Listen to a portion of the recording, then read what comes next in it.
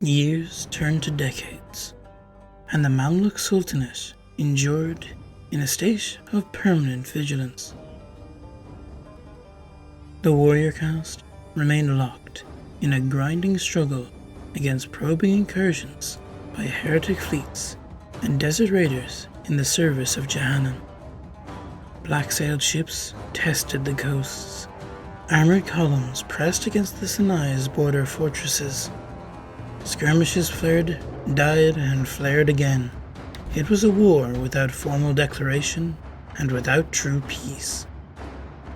Yet, while the Mamluks sharpened their blades against threats from without, something far more insidious was taking root within. The demands of constant mobilization consumed the Sultanate's attrition. Garrisons were reinforced, fleets expanded, and the famed automaton cavalry maintained at immense expense. Taxes flowed relentlessly from countryside and port alike.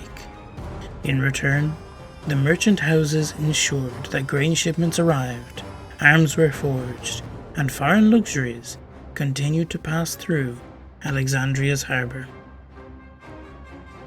Their coin underwrote the war effort. Their caravans kept the realm breathing, and so few looked closely at their dealings. The city watch, underfunded and stretched thin, struggled merely to keep order in crowded districts swollen by waves of displaced people. Refugees from ravaged lands had poured into Egypt for generations. Families who had fled the Levant, Sinai, and even further afield when heretic banners rose over their homes. They arrived with little more than the clothes upon their backs, seeking stability beneath the Mamluk sword. Instead, many found only hardship. Work was scarce, wages were meagre. Entire quarters of Cairo and Alexandria became dense warrens of the dispossessed. At first, loans from established banks and lending houses offered temporary relief.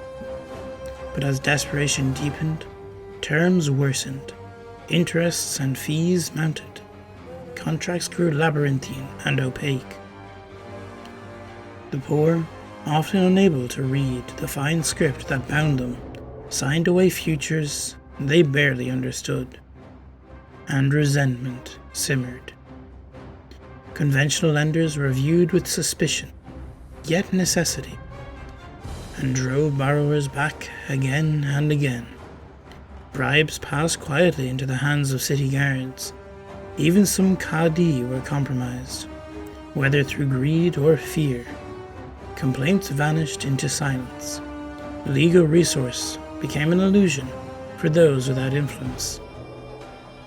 It was into this climate of exhaustion and distrust that a new power emerged: the 10 Golden Hordes. They appeared not as conquerors, but as benefactors. Their agents moved discreetly through markets and back alleys, offering an alternative to crushing debt. Their symbol, a horned image recalling the ancient king Iskandir, marked hidden ledgers and sealed chests. They claimed their loans bore no riba. They spoke of Qard al-Hassan, of benevolence, of mutual prosperity. They denounced the courts as corrupt and the established financiers as exploitative. But there was, however, a condition. Instead of parchment contracts registered before judges, the terms were inscribed directly upon the bodies of the debtors, inked into the skin in intricate script. The agreements could never be lost, altered, or destroyed. The Golden Horns argued that permanence protected both lender and borrower. In truth, it bound flesh to obligation. The ulama warned against altering the body. They cautioned that such practices skirted the edge of the forbidden. But warnings carried little weight against hunger, and so thousands submitted. The transformation was startling. Those who had lived in squalor emerged clad in fine fabrics, their homes refurbished, their tables laden with food. Wealth flowed swiftly and conspicuously. Former beggars became patrons of coffee houses. Laborers boasted of new ventures. They spoke glowingly of the generosity of the Golden Horns, becoming unwitting heralds for the very force that ensnared them. And so, their numbers swelled. Whispers reached the palace. How could so many rise from poverty overnight? The Mamluk Sultan, already wary of merchant influence, began to prepare an inquiry. Warrants were drafted, names compiled. The first threads of investigation were about to be pulled when the beacons of Alexandria flared to life. In the year 1276, after a long, deceptive calm, the blow fell. A vast heretic fleet descended upon Alexandria, black sails emblazoned with golden goetic sigils. The assault was swift and meticulous. At the same time, raiding parties seized Dumjat in a night attack, overwhelming its defenders before word could spread. Across the Sinai thundered mechanized heavy armor, supported by ranks of infantry and mobile artillery, advancing with terrifying speed towards Egypt's frontier fortresses. And the architect of this convergence was none other than Mammon, the great prince of greed. The Mamluk's response was with characteristic resolve. Garrisons were emptied and redeployed. Automaton cavalry surged towards the Sinai, their tireless metal steeds carrying them day and night. Fleets scrambled to intercept the invaders at sea. Egypt's defenders braced for war on every border. That was precisely the moment 10 golden horns had awaited. As the Sultan's strength concentrated at the frontiers, the Golden Horns enacted the final clause of their grand design. In Alexandria and Cairo, their leaders summoned debtors to the great plazas and bustling souks. Word spread that in light of the invasion, all outstanding loans would be forgiven. Relief and jubilation swept through the masses. Thousands gathered. Then the gas was released. From concealed vents and shattered canisters poured a choking, insidious poison. It spread through the crowds in suffocating waves. Men, women, and children collapsed in agony, yet death did not grant them release. The contracts inked upon their very skin contained a hidden stipulation. The labor owed would not end with mortality. It would endure without limit. The victims convulsed, but did not pass into Al-Akhirah. They were denied the crossing of Barzakh.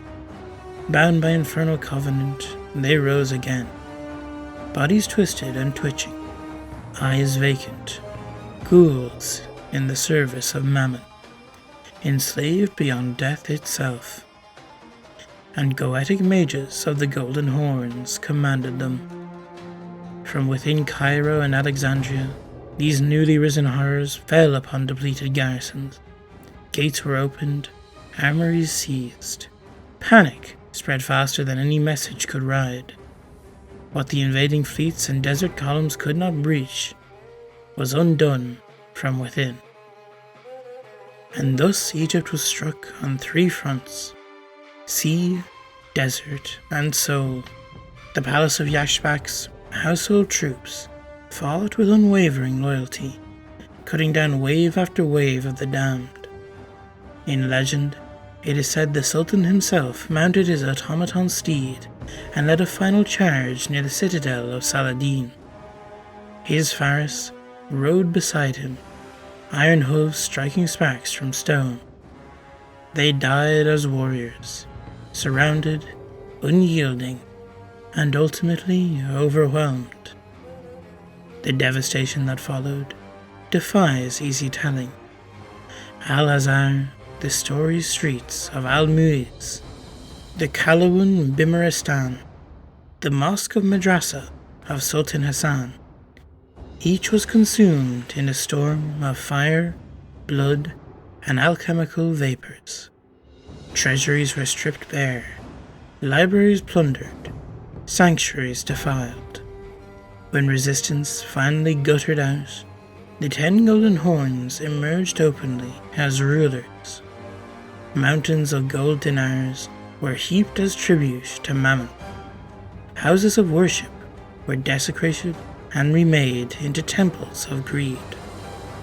Egypt, once a beacon of scholarship and trade, became an infernal possession, and in time it took a new name, the plutocracy of 10 golden horns, or more commonly known as the domains of Mammon. Under this regime, wealth is the sole virtue. Horned lords extract coin and labor with pitiless efficiency. Along the Nile, vast estates are worked by slaves whose lives are measured in productivity. In the deserts, mines swallow the desperate. Alexandria's harbour launches gilded pirate vessels that prey upon Mediterranean and Atlantic trade, feeding Mammon's insatiable coffers. The domains have become a magnet for most avaricious souls.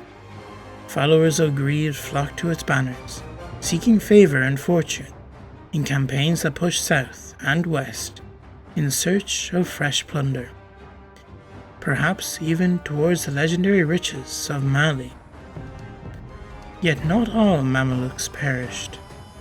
Beyond Egypt's borders, remnants endure as mercenaries and raiders of the desert. They harry Mammon's tithe and vanish into the wastes, in hidden musallas scattered among dunes and mountains. The Adhan still rises, faintly against the wind.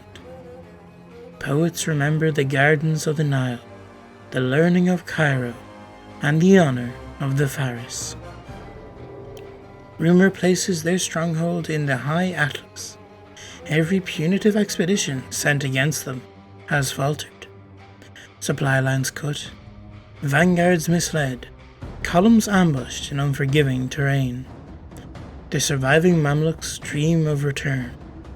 They speak of an Egypt restored, its cities cleansed of corruption, its mosques purified of blasphemy. But between their longing and their homeland stands the immense power of Mammon's golden throne. And so the story of Egypt remains unfinished, its past glorious, its presence enslaved, its future contested in the sands by those who refuse to forget.